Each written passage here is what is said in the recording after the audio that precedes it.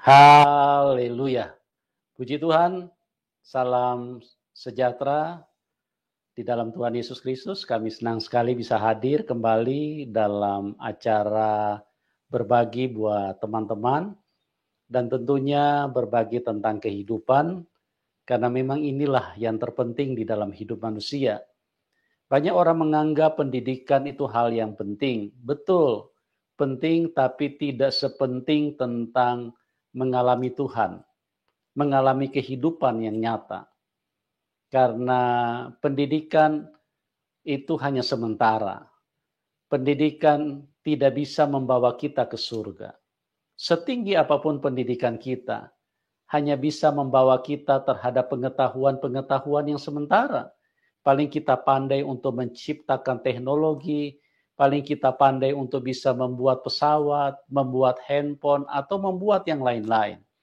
Tapi hal tersebut, kenapa saya katakan tidak terlalu penting? Karena tidak bisa membawa kita kepada kekekalan, kepada surga yang sebetulnya itulah yang utama dan yang dirindukan oleh setiap manusia. Nah, mengalami Tuhan itu adalah hal yang sangat dibutuhkan oleh manusia dan yang paling terpenting di atas segala-galanya. Kita mendapatkan uang seluruh dunia pun itu tidak terlalu penting. Karena uang sebanyak apapun uang yang kita miliki tidak bisa membawa kita ke surga. Tapi kasih Tuhan, bagaimana Tuhan menyucikan kita, mengampuni kita, membebaskan kita dari tangan setan, sehingga kita dilayakkan untuk bisa kembali pulang ke surga. Tuhan itu pribadi yang sangat kudus. Sedangkan manusia sejak dari Taman Eden itu sudah najis. Kenapa? Karena manusia sudah tertipu oleh dosa. Manusia lebih memilih apa yang dikatakan oleh iblis. Iblis berkata, makan saja buah itu. Makanya Tuhan harus datang dan mengampuni, menyucikan kita, dan melayakkan kita untuk bisa kembali pulang ke rumah Bapa di surga. Nah, dalam acara yang kami share bagi teman-teman, ini adalah acara kesaksian, bagaimana orang-orang yang mengalami Tuhan secara luar biasa, dan kami berdoa biarlah kesaksian yang kami bagikan ini bisa menguatkan bagi orang-orang yang sudah percaya kepada Tuhan Yesus, dan bagi orang-orang yang belum kenal Tuhan, lewat kesaksian ini bisa tercerahkan dan juga sekaligus bisa menyadarkan bagi orang-orang yang suka menghina Tuhan, karena Tuhan itu adalah pribadi yang sangat baik, sangat mengasihi manusia. Cuma banyak orang yang tidak mengenal Tuhan, bahkan yang tidak memiliki Tuhan sama sekali di dalam hidup ini. Oke, teman-teman, kita sambut narasumber kita, Ibu Florentina. Shalom Ibu. Shalom Pastor, Tuhan berkati. Ya, apa kabar Ibu? Apa kabar? Kabar saya sangat baik, luar biasa dalam Kristus. Amin, haleluya. Tuhan Amen. Yesus sangat baik. Jadi teman-teman, Ibu ini dulu adalah latar belakang memang seorang Kristen atau seorang yang percaya Tuhan Yesus. Tapi satu ketika beliau oleh karena ketidakmengertian, beliau meninggalkan Tuhan. Pindah ke seberang, ya, percaya kepada keyakinan yang lain. Nah, bagaimana itu bisa terjadi? Beliau akan ceritakan kepada kita pada malam hari ini, dan bagaimana kuasa Tuhan, kasih Tuhan Yesus yang menjamah ibu ini sehingga dia boleh balik kepada Tuhan. Tuhan Yesus ini adalah benar-benar tidak bisa dibantah, dia adalah Tuhan yang mengasihi semua manusia.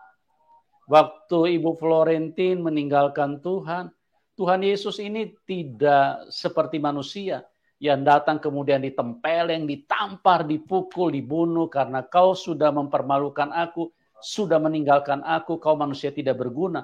Tidak. Tuhan Yesus punya kasih tidak pernah berubah. Oleh sebab itu dia dikatakan juru selamat. Dia penebus dosa.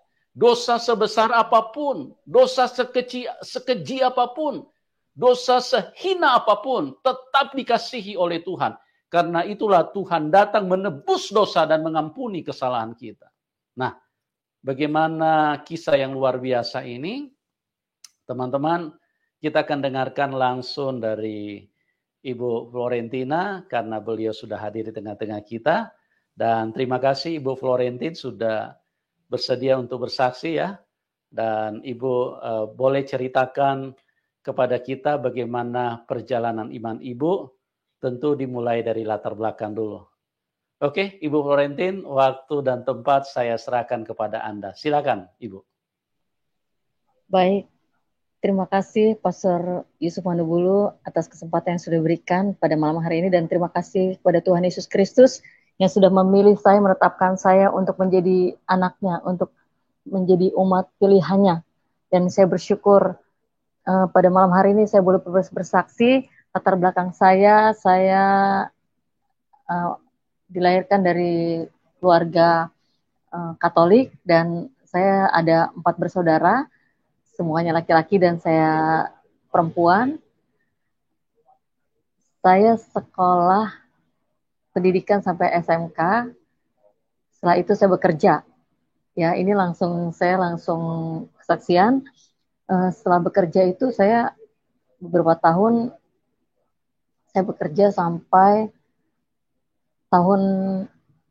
saya bekerja 94 sampai 97. Dan tahun 1997 itu saya memutuskan untuk resign dari pekerjaan saya. Setelah saya resign, saya memutuskan untuk menyanyi cafe to cafe. Jadi ya dunia kegelapan lah, saya menyanyi di dunia malam. Pada ahli profesi ya Bu. Berjalannya, Jadi ya betul Pak, betul. Dari jadi kerja berjalannya waktu, jadi ini ya, jadi kerja jadi penyanyi ya. Iya. Ya, nyanyinya di mana Bu waktu itu, di kafe-kafe ya? Di kafe Pak. Ya. Oh ya, oke Bu. Terus gimana Bu kelanjutannya? Akhirnya waktu itu saya masih menyanyi gitu, terus ada tempat di dekat rumah saya itu ada tempat latihan band, jadi saya datang latihan ke situ. Terus akhirnya saya bertemu dengan yaitu calon suami saya yang pertama, berbeda agama. Itu tahun 97 ya, 95-97 itu saya bertemulah. Dia memutuskan menikah tahun 98. Itu saya akhirnya mualaf, saya pikir ya udah nggak apa-apa deh. Dia orangnya baik, orang Jawa juga. Itu keputusan saya. Terus saya pikir gini, nggak apa-apalah. Agama tuh di mana aja semuanya sama. Agama apapun sama, karena membawa orang-orang kepada kebenaran. Itu penilaian saya, itu ukuran saya waktu saya masih hidup, waktu sebelum mengenal Tuhan ya. Dan akhirnya saya menikah, saya mualaf, 99 saya punya anak. Berjalannya waktu, saya akhirnya tahun 2000 itu saya memutuskan untuk berpisah. Alasannya kenapa? Saya bilang saya mau kembali lagi ke agama semula, tapi nggak ada dasarnya. Ke agama semula itu, jadi saya, karena waktu dulu tuh masih pengen bebas mungkin ya, masih labil, masih pengen kesana kemari gitu. Karena mungkin merasakan waktu menikah itu saya nggak bisa terbatas ya, maksudnya nggak bisa kesana kemari gitu. Akhirnya saya memutuskan untuk berpisah di KUA ya Pak ya. Jadi waktu itu saya punya anak umur 2 tahun, saya tinggalin. Jadi saya nggak dapat hak asuh anak karena menikah di KUA. Jadi alasannya hakim nggak boleh saya bawa anak karena saya kafir. Anak nggak boleh ikut kafir, jadi anak harus tetap diasuh oleh neneknya yang muslim atau orang bapaknya gitu.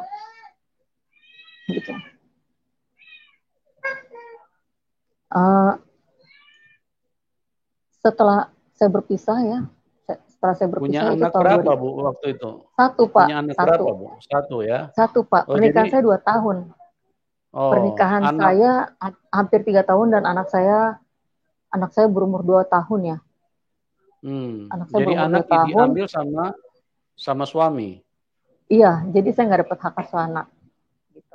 Padahal Jadi itu saya, seharusnya di bawah 12 tahun itu anak seharusnya sama ibu. iya, betul. Ya. Dengan Tapi alasan ibu kafir. iya, kafir.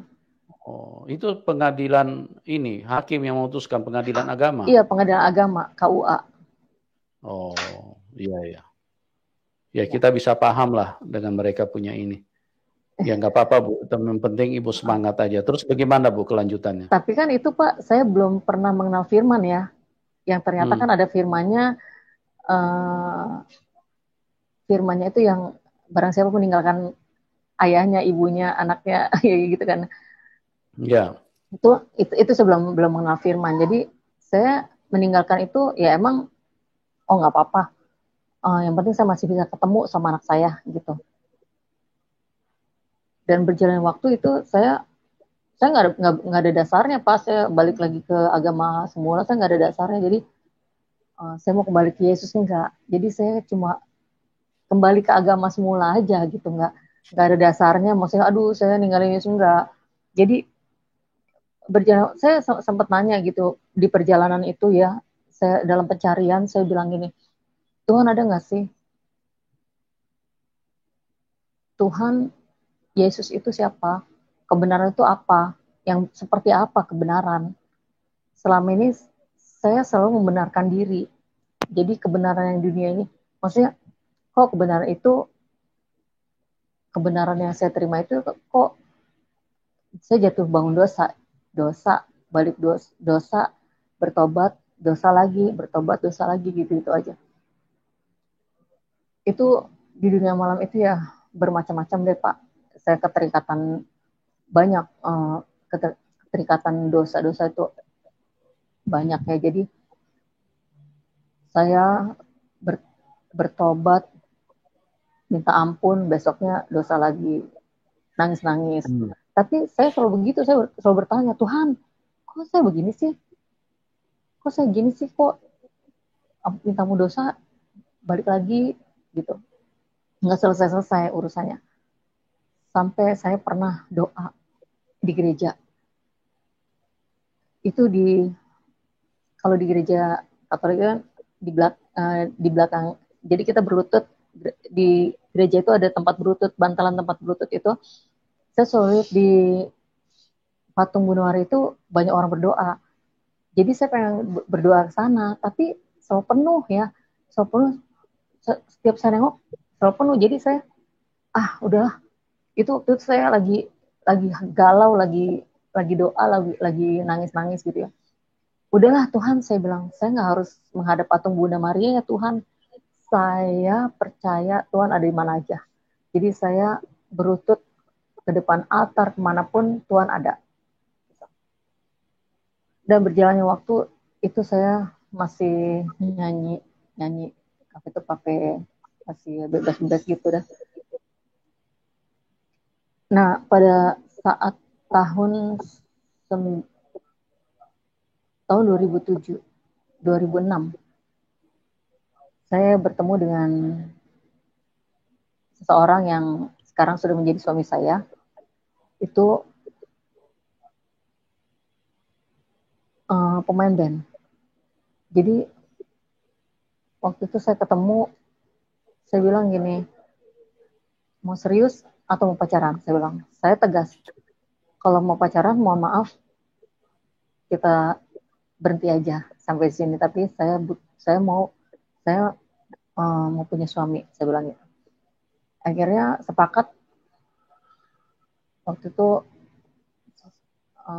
calon suami saya itu sepakat, ya udah saya juga mau nikah. Dengan keadaan dia pemain band dan saya nyanyi. Akhirnya saya menikah, Pak. Tahun 2006 saya menikah ya.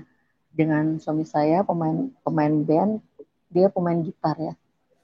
Dan di kafe juga Sebelumnya, Mhm. tapi sebelumnya saya udah pernah sering ketemu ya, tapi ya lama, udah kenal lama sih, tapi baru ketemunya ya baru-baru itu. Jadi saya 5 tahun pisah dari suami saya, 5 tahun saya baru menikah lagi gitu.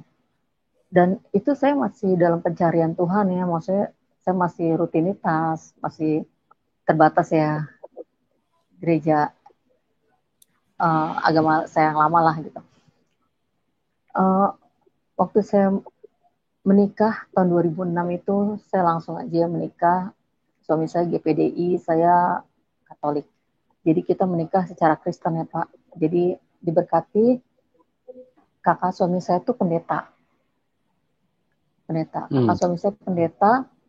Jadi kita tuh ya diarahkan lah untuk sampai konseling pun kita di GBI. Di GBI kita konseling, GBI Tebet. Kita konseling. Dan waktu pertama kali saya masuk GBI itu aneh aja. Aneh cara nyanyi, cara doanya, dan ada dengar firman, terus ya udah saya ngikutin aja.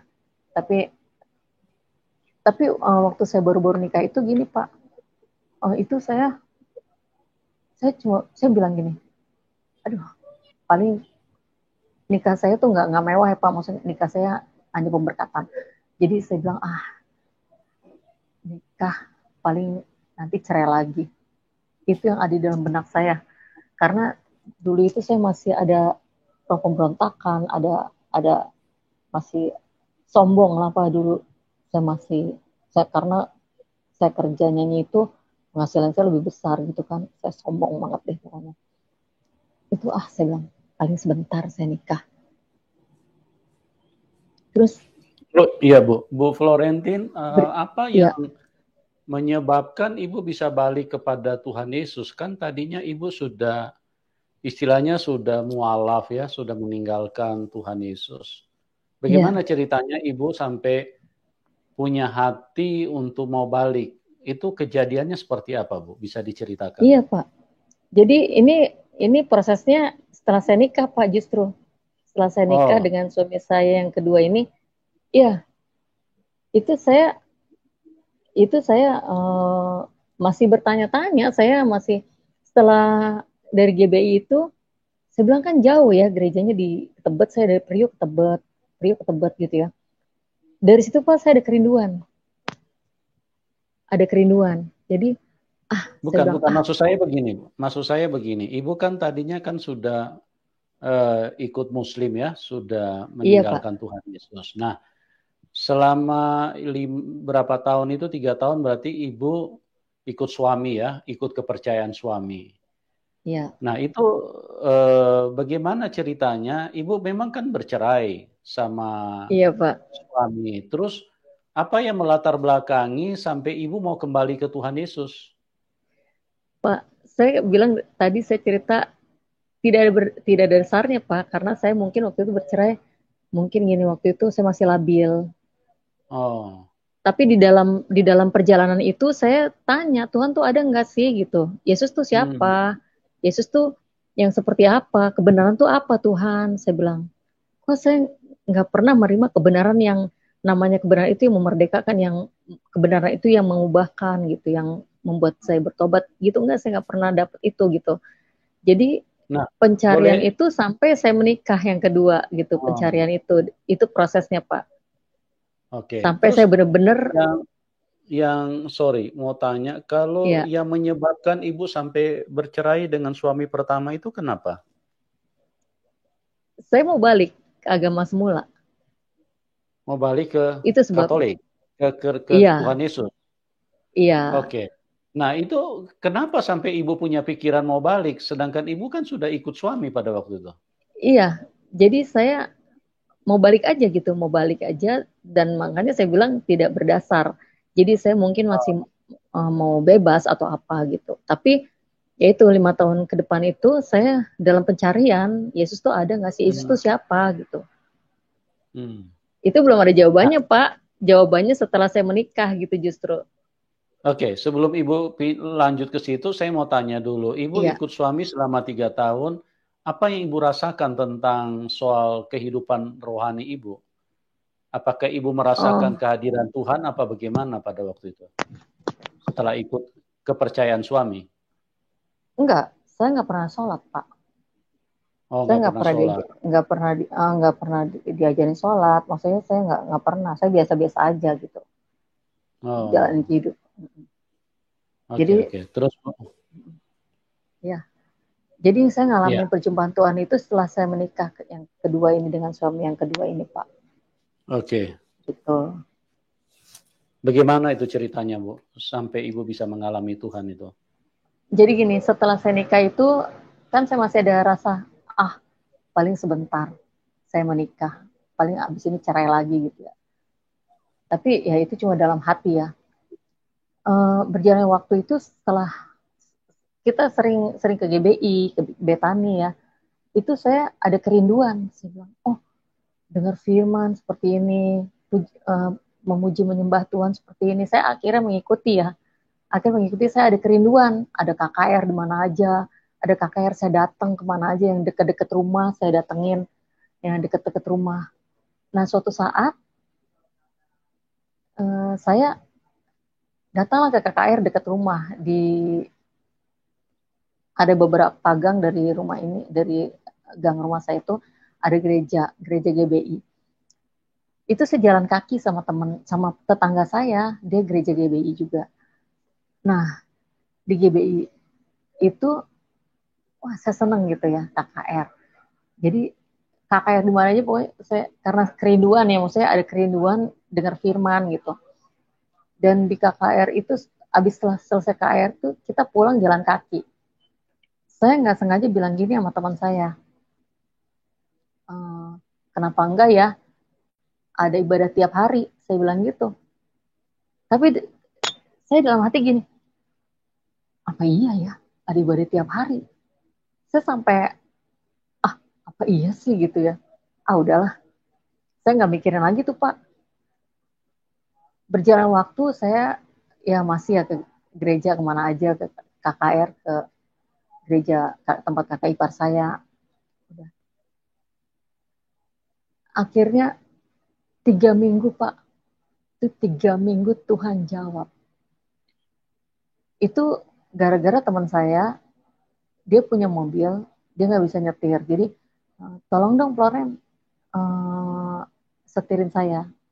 Biasanya dia kemanapun dia, teman saya tuh guru, dia kemanapun dia selalu minta uh, di setirin gitu mobilnya untuk pergi mana-mana. Tapi selama ini dia selalu kasih tip.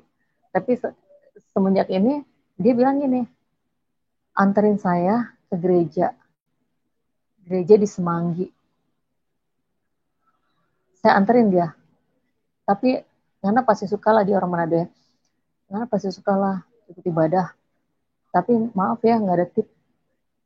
Ya udah, saya juga mungkin saya sekalian ke gereja lah ya Pak gitu.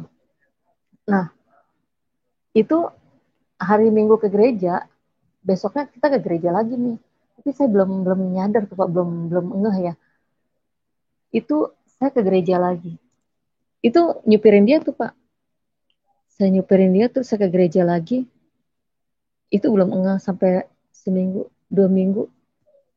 Pas saya lihat buletin, saya bilang, Tuhan ini nggak salah Tuhan, ibadahnya setiap hari. Wow, saya bilang, ya ampun, saya bilang, ini yang saya bilang waktu 3 minggu ya, beberapa minggu yang lalu itu, saya bilang sama temen waktu jalan kaki, kenapa enggak ada ibadah setiap hari? Wow, saya bilang, oh udah deh, saya bilang, oke, saya jalanin tuh Pak.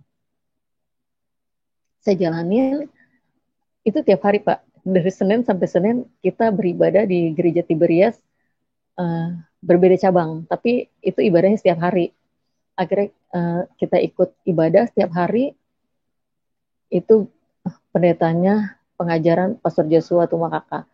Dan kita ibadah tiap hari, itu ada suami tuh udah mulai gimana ya, aduh ma jangan ikut pendeta, kata suami saya. Tapi dalam hati saya, masa iya sih, saya bukan ikut pendeta, saya ikut firmannya. Saya nggak ngomong tapi sama suami saya. Sampai suami saya SMS sama, waktu itu belum ada WA. SMS sampai sama teman saya, jangan ajak-ajak Loren dong. Setiap hari lagi gitu ya. Udah, saya nggak hiraukan ya, maksudnya kata-kata suami saya biarin aja deh. Saya pikir gini, nggak mungkin nggak ada hasilnya saya beribadah. Itu perjalanan waktu itu saya beribadah setiap hari dan 2 bulan Pak. Wow, saya rasakan luar biasa. 2 bulan itu karakter saya diubahkan dari yang keras, dari yang suka marah-marah, dari yang suka mendakwa suami, dari yang melihat kekurangan, semuanya kekurangan suami. Itu bisa Tuhan balik 180 derajat, 360 derajat, Tuhan balik semuanya. Saya bisa melihat kelebihannya suami semua. Saya bisa tunduk sama suami. Saya bisa nggak marah-marah sama suami. Wow, oh ini ya yang namanya kebenaran. Saya bilang gitu. Wow, luar biasa ya. Wah, saya bilang terima kasih Tuhan. Dan saya dibaptis selam, memutuskan untuk baptis selam. 2010 saya mulai baca Alkitab dari Kejadian sampai Wahyu, sampai sekarang berjalan, nggak putus. Selesai dari Wahyu 21, besoknya mulai lagi Kejadian 1. Dan begitu setiap tahun, nggak putus, saya tiap malam baca. Dan itu untuk membuat kekuatan. Jadi saya bangga bisa baca Alkitab. Karena besoknya ketika saya dengar firman, ketika saya dengar khotbah, seperti belajar Pak. Gitu. Jadi pengalaman saya dengan Tuhan yaitu, terus saya berdoa, Tuhan, saya bilang saya pengen jadi pendoa, tiang doa bagi keluarga saya Tuhan. Itu saya masih nyanyi ya, masih gitu deh, masih nyanyi di kafe. Tapi berjalannya waktu sampai 2010 itu akhirnya saya memutuskan, itu juga ada ceritanya Pastor, memutuskan untuk berhenti dari kafe. Jadi hasilnya saya ibadah setiap hari. Saya hari Senin saya ibadah. Ada teman yang negur, Ngana jangan lagi nyanyi di kafe. Saya bilang gini, dalam hati saya gini, aduh siapa sih kok dia ngelarang-larang, siapa yang mau kasih nafas saya gitu. Waktu itu penghasilan saya lagi besar-besarnya. Sehari saya bisa lumayan lah dapat tip dari nyanyi ya. Terus udah dengan hati yang galau saya ikut ibadah karena teguran itu ya. Oke, besoknya kita ketemu lagi nih karena ibadahnya tiap hari. Ketemu lagi sama teman saya. Udah kita satu mobil. Udah kita nggak saling tegur, udah biasa aja. Kita ibadah lagi. Ibadah lagi tuh di situ ada sesuatu yang Tuhan bicara gitu loh. Ya Tuhan mau kita sebagai anak-anaknya ya total gitu ya. Saya masih negosiasi tuh sama Tuhan. Tuhan saya bilang, oke Tuhan, nanti Sabtu terakhir sekalian sambil gaji nyanyi terakhir di kafe. Saya ambil gaji terakhir saya nyanyi Sabtu. Itu yang kedua kali itu Tuhan negur lewat firman. Tadinya lewat teman saya, lewat firman, lewat khotbah. Hari Jumat saya ibadah lagi di Mangga 2 Square basement. Itu saya pergi sama suami saya ikut, sama anak-anak, sama suami anak ikut. Udah. Itu khotbahnya itu bikin saya oke Tuhan, bikin saya ambil keputusan langsung saat itu juga. Jadi khotbahnya itu bilang gini, ikut Yesus jangan setengah, ikut Yesus total. Jadi 3 kali teguran, 3 kali teguran. Jadi saya 3 kali ditegur Tuhan. Pertama lewat teman, lewat khotbah masih negosiasi. Lewat khotbah lagi, ampun Tuhan, saya bilang, ampun. Oke, saya tinggalkan. Selesai ibadah, saya langsung telepon teman saya yang pemain keyboard. Tolong cari penyanyi pengganti saya. Cari pengganti saya mengundurkan diri, saya nggak nyanyi. Oke, udah. Habis itu udah, jadi nggak ada penyesalan, nggak ada rasa gimana, ya udah. Terus kesannya gimana Tuhan? Ya itulah, karena saya minta saya jadi pendoa gitu.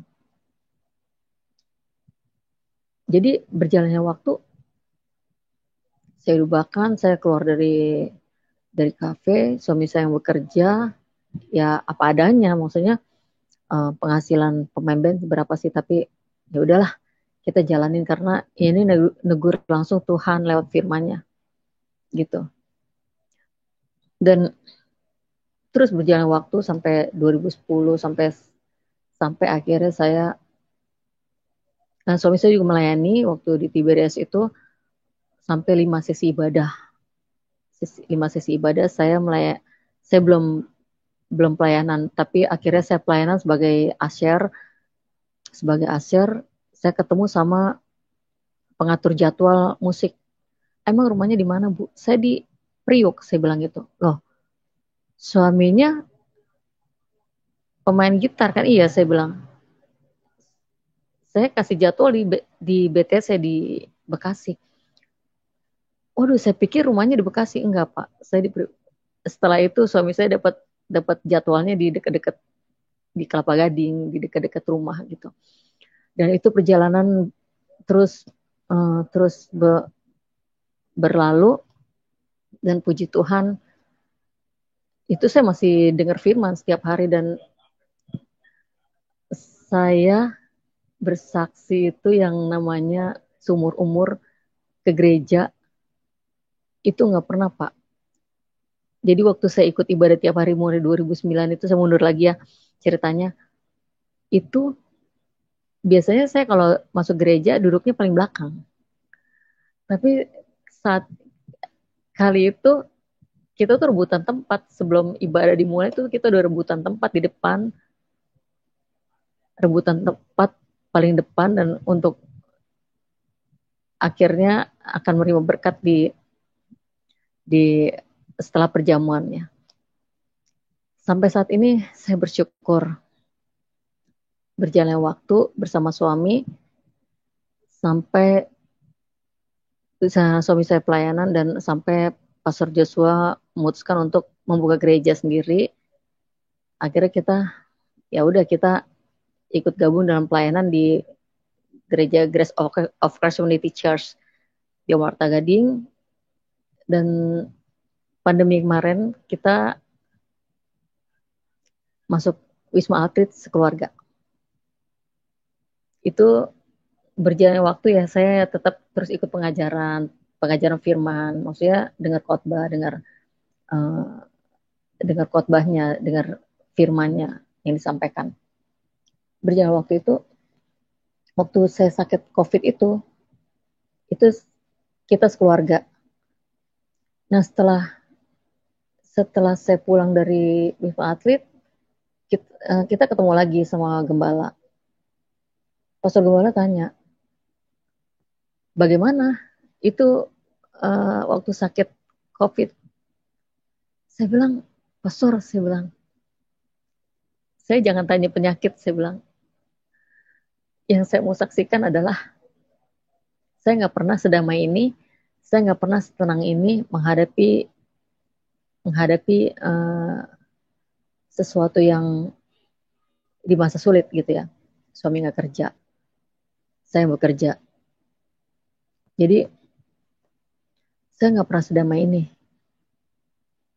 Sempat sih beberapa waktu yang lalu itu, yang sebelum COVID itu, saya bilang saya bekerja, saya bilang gini sama Tuhan, kok nggak adil sih? Suami nggak kerja, saya harus kerja, saya harus nafkahin, saya harus kerjaan rumah tangga. Kok nggak adil sih?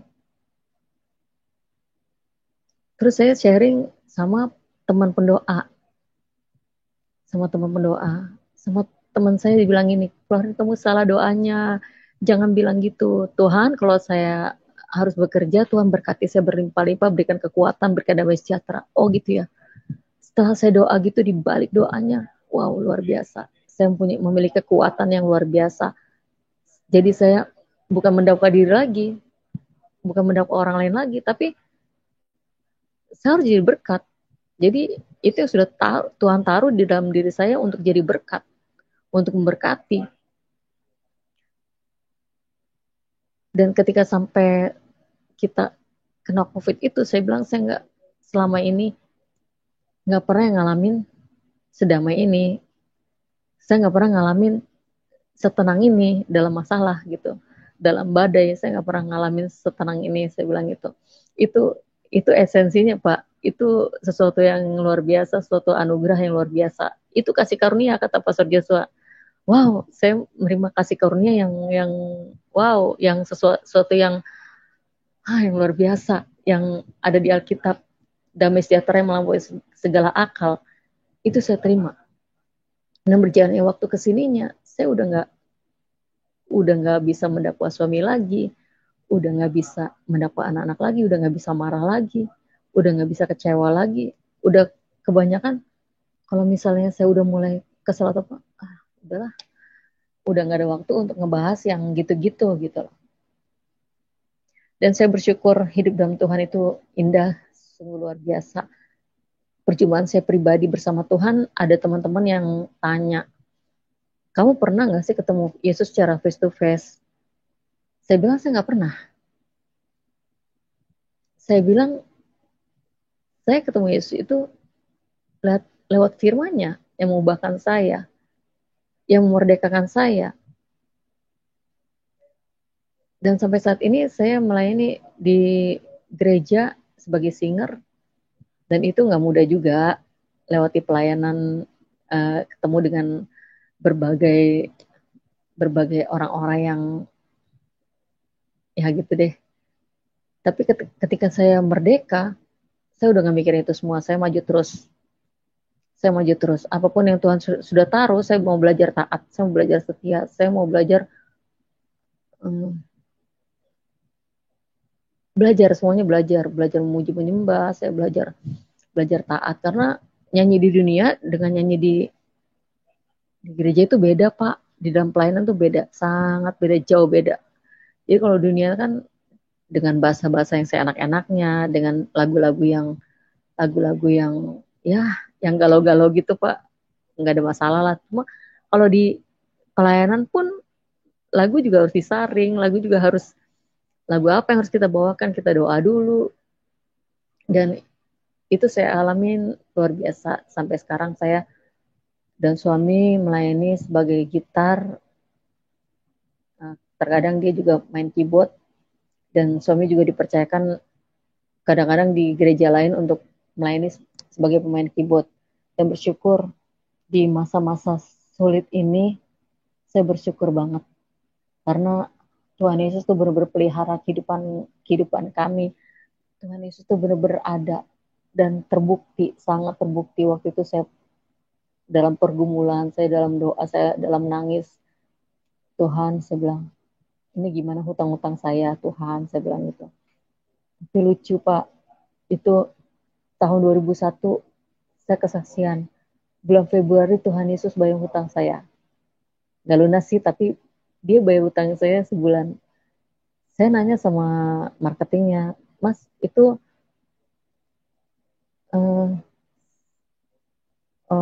saldo saya udah kepotong belum ya?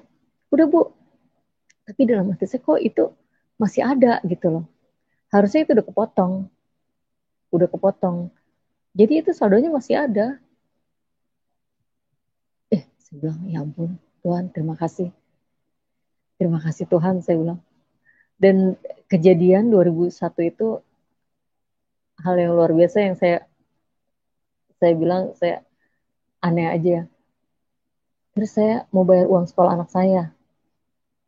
Saya nanya sama bagian administrasi, saya bilang, Mas, tolong dicek anak saya bayaran sekolah berapa bulan yang tunggakannya, saya bilang gitu.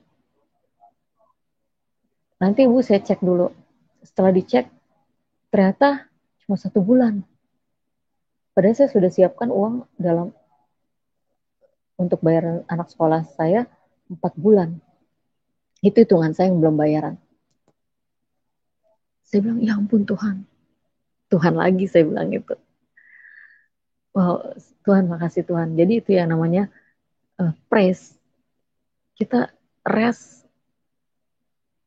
kita hanya memuji penyembah Tuhan, itu yang Tuhan mau. Jadi udah gak usah pikir macam-macam. Tuhan yang pelihara, Tuhan yang atur semuanya dengan indah. Dan waktu itu pernah gini, saya udah jatuh tempo. Suami saya bilang, Pak ini udah jatuh tempo nih, pasti besok udah kena denda. Terus kata suami saya bilang ini, sabar.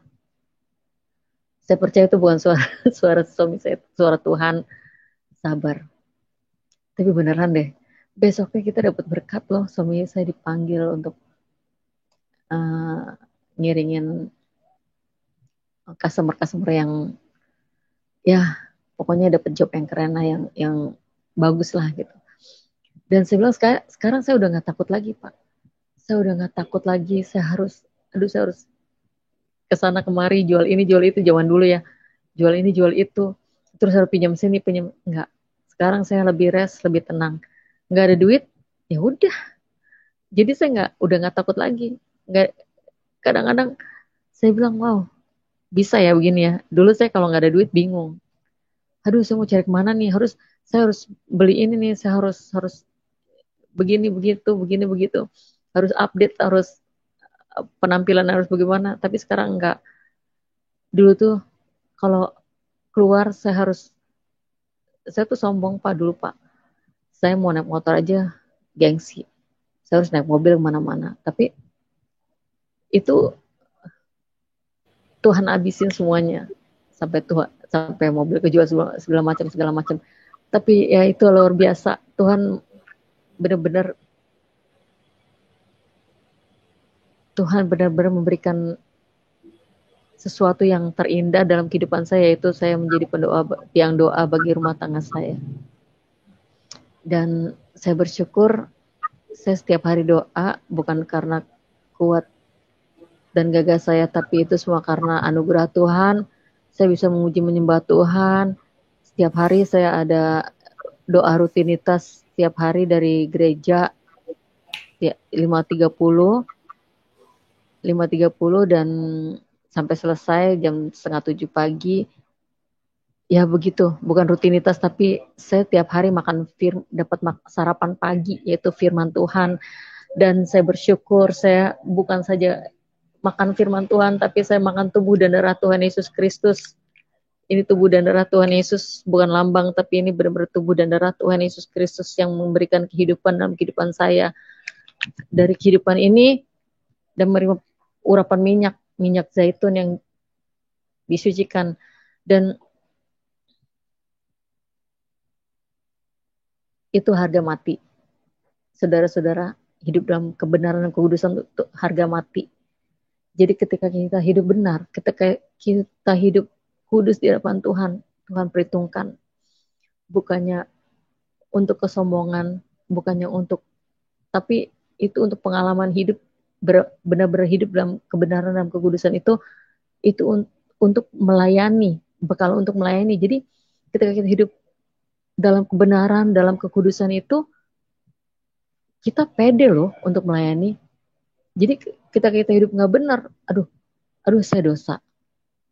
Tapi ketika kita hidup dalam kebenaran dan kekudusannya, saya pede untuk melayani. Saya hidup benar di hadapan Tuhan. Saya sekarang sudah dibenarkan oleh darah Kristus. Itu saya benar-benar luar biasa. Apalagi saya menjadi pemuji penyembah, singer gitu ya, di gereja. Itu saya bilang saya harus menguduskan diri. Itu udah harga mati, udah nggak bisa ditawar lagi. Karena dalam kekudusan itu Tuhan bekerja. Jadi saya harus benar-benar menjaga hidup suci kudus itu dengan darah Kristus. Jadi udah nggak mau pengen dosa lagi, udah nggak pengen berpikiran yang buruk, yang jelek. Saya dalam perkataan, dalam hal perpakaian juga, dalam hal mendengar, dalam segala hal apapun, itu Roh Kudus yang atur semuanya. Jadi saya bersyukur sampai saat ini rumah tangga saya Tuhan berkati.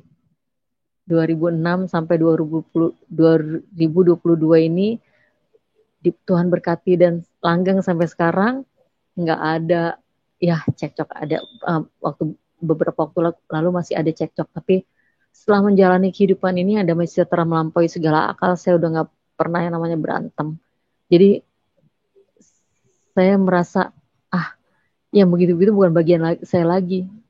Yang sesuatu yang masa lalu yang nggak baik, yang perkataan yang nggak baik atau apa, itu bukan bagian saya lagi. Bagian saya adalah memuji menyembah Tuhan. Jadi ayolah hidup kudus, hidup benar, itu harga mati, saudara-saudara. Itu sesuatu yang indah, emang bertolak belakang dalam kehidupan duniawi ini, tapi hasilnya luar biasa. Emang hidup dalam Tuhan tuh dibilang gak enak, tapi hasilnya luar biasa. Tuhan bekerja, Tuhan hidup, Tuhan bergerak dalam kehidupan keluarga, rumah tangga, juga anak-anak. Ketika anak-anak sudah mulai gini, aduh Tuhan, pokoknya ketika saya serahkan Tuhan, udahlah Tuhan, semuanya perkataan sia-sia, segala tingkah laku anak-anak yang sia-sia dibatalkan, tidak berkuasa untuk anak-anak punya masa depan yang luar biasa. Ada tuntunan Roh Kudus, saya percaya itu aja. Saya nggak mau marah-marah, saya nggak mau gimana sama anak-anak. Jadi semuanya udah serahkan kepada Tuhan. Jadi kehidupan ini ngalir enak banget, Pak. Hidup dalam Tuhan itu sebenarnya enak. Tapi banyak orang yang bingung, saya harus gimana nih, saya harus gimana. Tapi ketika kita menjalani kehidupan ini bukan rutinitas, tapi suatu ketaatan yang kita jalani, itu hasilnya sangat indah, sangat luar biasa. Ya, demikian Pastor kesaksian saya pada malam hari ini, boleh menjadi berkat bagi banyak orang ya. Jadi saya kembalikan lagi ke Pastor Yusuf Manubulu. Tuhan berkati. Ya. Puji Tuhan, luar biasa ya bagaimana kehidupan daripada Ibu Florentin diubahkan. Tadinya beliau hanya sebagai orang beragama karena beliau tidak mengalami perjumpaan dengan Tuhan. Beliau hanya tahu Tuhan dari apa kata seseorang atau kata pendeta atau kata hamba Tuhan. Jadi kita seperti yang saya sebutkan di awal tadi, kita harus mengalami Tuhan. Baru iman kita bisa bertumbuh. Jadi bukan apa kata pendeta, bukan apa kata buku, tapi itu pengalaman bersama Tuhan itu harus kita alami, baru bisa kita mengaminkan bahwa Tuhan benar-benar ada, Tuhan benar-benar nyata, dan Tuhan benar-benar baik. Seperti yang dialami oleh Ibu Florentin, bagaimana dia mengatakan tadinya waktu dia mulai mengalami lawatan Tuhan, tadinya sempat meninggalkan Tuhan Yesus malah dan menjadi seorang penganut agama yang berbeda, dan itulah kasih Tuhan. Seperti saya katakan, Tuhan itu bukan sekelas rasul, bukan sekelas nabi. Kalau sekelas rasul, sekelas nabi, emosinya bisa bermain, bisa terganggu. Ya, Ibu Florentin ini mungkin bisa ditarik telinganya sampai putus. Kenapa? Karena kalau hanya sekelas nabi, kau kurang ajar ya meninggalkan aku. Tapi Tuhan Yesus itu benar-benar tidak dipengaruhi oleh kedurhakaan kita. Makanya dia disebut penebus dosa. Jadi dia mengampuni. Dia maha baik, dialah lautan kasih itu. Semua manusia tahu kalau Tuhan itu pengasih dan penyayang, maha baik. Dan itulah yang dialami Ibu Florentin, sekalipun beliau sudah meninggalkan Tuhan. Bahkan pada saat Ibu Florentin bercerai dengan suami yang berbeda agama, anaknya pun tidak dikasih karena dia dianggap kafir. Coba, Tuhan itu bukan sekelas manusia. Ya, manusia bisa memisahkan dari anaknya karena dianggap kafir. Tapi Tuhan itu tidak seperti begitu. Tuhan itu merangkul, Tuhan itu baik. Tuhan terus menyatakan kasihnya, mengulurkan tangan, mengulurkan pertolongannya. Akhirnya Ibu Florentine mengalami kasih Tuhan yang luar biasa. Dan sekarang, walaupun dibayar sampai berapapun, dia tidak akan meninggalkan Tuhan. Ya. Karena kasih itulah. Kasih Amin. itulah yang membuat orang kuat. Kasih itulah yang menyelamatkan orang. Pengampunan yang ada di dalam Tuhan. Amin. Ya, berbeda dengan setan. Kalau setan itu jahat, ya. Setan itu dikatakan di dalam Yohanes 10 ayat 10, pencuri datang hanya untuk mencuri, membunuh dan membinasakan. Artinya pekerjaan setan itu sangat menyengsarakan manusia. Yang terakhir dia bukan hanya membunuh, tapi dia membinasakan. Makanya ada yang namanya alam maut. Di situ manusia disiksa, dibakar dengan api yang mungkin bisa mencapai ratusan ribu derajat Celcius. Jadi Anda jangan main-main dengan hidup ini. Pikirkan baik-baik kalau hidupmu masih belum mengenal siapa Tuhan Yesus. Karena firman Tuhan berkata di dalam Kisah 4 ayat 12, di bawah kolong langit ini tidak ada nama lain yang olehnya manusia bisa diselamatkan kecuali di dalam nama Tuhan Yesus. Hanya nama Tuhan Yesus yang bisa menyelamatkan manusia. Amin. Kalau engkau belum kenal Tuhan, jangan terlambat, teman. Sekalipun mungkin Anda yang berkata, oh saya dari iman yang berbeda, tidak masalah. Yang penting Anda jangan terlambat untuk percaya kepada Tuhan Yesus. Karena Kisah 4 ayat 12 mengatakan, di bawah kolong langit ini. Saya percaya siapapun Anda masih tinggal di bawah kolong langit ini. Kecuali Anda sudah pindah di atas langit, nah itu firman tidak berlaku buat Anda. Tapi selama hidupmu masih tinggal di bawah kolong langit, dengarkan Kisah Rasul 4 ayat 12. Di bawah kolong langit ini tidak ada nama lain yang olehnya manusia bisa diselamatkan, kecuali di dalam nama Tuhan Yesus. Oh, luar biasa. Dia mengasihi siapapun Anda. Dia adalah pencipta dari kehidupan itu sendiri. Makanya saya selalu katakan, bahwa setan dengan Tuhan itu berbeda. Setan itu sangat jahat. Dan Tuhan itu sangat baik. Kalau setan itu haus darah. Dia ingin membunuh semua manusia. Dia menghalalkan. Pokoknya semua manusia harus mati. Darahnya harus ditumpahkan. Tapi kalau Tuhan berbeda. Darah Tuhanlah yang ditumpahkan. Supaya darahmu jangan ditumpahkan oleh setan. Tuhan yang menggantikan hidupmu. Oleh sebab itu, jangan tinggalkan Tuhan, teman-teman. Apapun tawarannya, jangan tinggalkan Tuhan. Anda yang sudah meninggalkan Tuhan, cepat balik. Jangan sampai terlambat. Kalau Anda menyaksikan acara ini, sebagai hamba Tuhan saya berpesan, kembalilah. Bahwa Tuhan Yesus mengasihi hidupmu. Dan jangan sampai terlambat, teman. Dia ada dimanapun. Ya. Dan dalam Matius 11 ayat 28. Ya, marilah kamu yang letih lesu dan berbeban berat. Aku akan memberikan kelegaan kepadamu. Oh, Tuhan Yesus ini punya firman itu sempurna. Dia bukan hanya sekelas nabi. Kalau dia sekelas nabi, dia akan berkata begini. Marilah kamu orang-orang Kristen. Karena aku akan memberikan pertolongan kepadamu. Tapi Tuhan tidak mengatakan orang-orang Kristen. Artinya siapapun Anda yang letih, lesu, dan berbeban berat. Karena memang dia Tuhan yang menciptakan manusia. Dia sayang semua sama manusia. Tidak ada perkecualian golongan, ras, ataupun kepercayaan. Semua siapapun Anda. Kalau Anda letih, lesu, dan berbeban berat, Anda punya alamat yang tepat. Anda ditunggu oleh pribadi yang baik. Itulah Tuhan Yesus. Marilah kamu yang letih, lesu, dan berbeban berat. Oh, luar biasa. Ya, jadi teman-teman, ingat, hidup ini singkat. Jangan sampai Anda cuma sibuk dengan pendidikan. Ya, pendidikan itu sementara kok. Begitu Anda putus nafas, pendidikan itu sudah tidak berguna. Karena saya mau beritahu, karena pendidikan tidak bisa mencegah Anda untuk mati.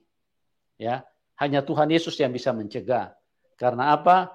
Karena orang yang di dalam Tuhan Yesus, begitu dia putus nafas, dia langsung kembali ke surga. Di rumah Bapakku banyak tempat tinggal. Jangan gelisah hatimu. Yohanes 14 ayat 2. Aku pergi ke sana untuk menyediakan tempat. Tapi setan menghukum manusia di alam maut sana. Dan jangan sampai ke sana. Ya, teman-teman, luar biasa sekali. Dan Bu Florentin, singkat saja, kira-kira apa pesan Ibu buat orang yang belum kenal Tuhan? Singkat saja, Bu. Supaya mereka jangan sampai tidak kenal Tuhan, dan jangan sampai mereka terlambat. Karena waktu kita ini sangat singkat. Ya, apa pesan Ibu? Singkat saja. Silakan Ibu.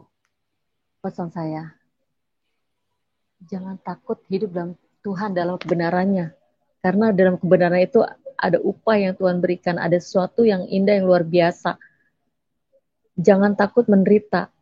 Hidup dalam Kristus itu menderita, penderitaan. Karena konsepnya menderita, konsepnya damai sejahtera, konsepnya berbahagia, sukacita, konsepnya sengsara. Sengsara itu ketika kita hidup dalam dunia ini bertolak belakang. Ketika kita meninggalkan dunia, itu sengsara banget. Tapi hasilnya luar biasa. Ayo teman-teman yang masih ragu-ragu, teman-teman yang masih bingung, masih bimbang, jangan bimbang. Yesus itu ada. Yesus itu benar-benar hidup. Saya nggak pernah ketemu face to face dengan Tuhan Yesus, tapi saya ketemu dengan firman-Nya. Saya diubahkan, saya dimerdekakan. Terima kasih, Tuhan Yesus memberkati. Semangat. Ya. Jadi teman-teman, luar biasa sekali. Satu hal lagi yang saya mau tambahkan, banyak orang berpikir kalau ketemu Tuhan face to face baru sesuatu yang spektakuler. Tidak. Ya. Kita mengalami Tuhan itu dari sini, hati. Tuhan itu roh, Elohim itu roh. Amen. Atau kalau bahasa Alkitab itu Allah itu roh. Jadi hati kita ini loh yang merasakan Tuhan. Kalau hatimu bergetar, hatimu diubahkan. Tadi Ibu Florentin diubahkan. Luar biasa. Amen. Tadinya marah-marah, suka. Ya, temperamen. Ya, temperamen. Tapi begitu roh Tuhan hadir, sesuatu terjadi. Hidupnya berubah. Itulah perjumpaan dengan Tuhan.